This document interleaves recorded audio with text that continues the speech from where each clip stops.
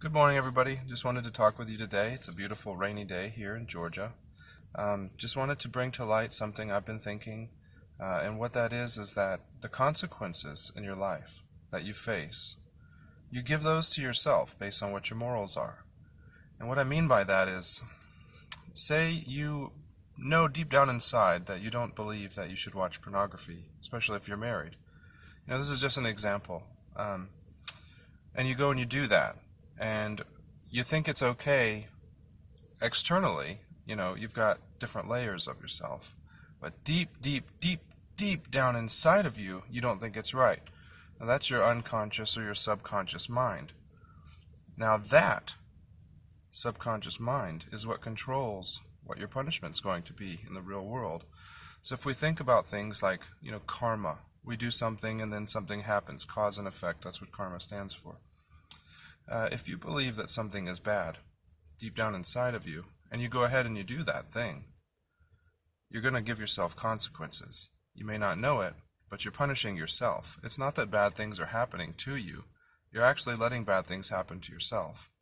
So I would encourage you to take some time with yourself, figure out what you really do believe, and then take that and apply it to your real world. Something else I wanted to talk about is how your thoughts and your actions affect things. Okay? We got to be very, very, very careful what we say, because each word that we have has power. The Bible even says, it's not what goes into a man's mouth that makes him unclean, but it's what comes out of it that makes him unclean. Words are nothing more than vibrations given form by language.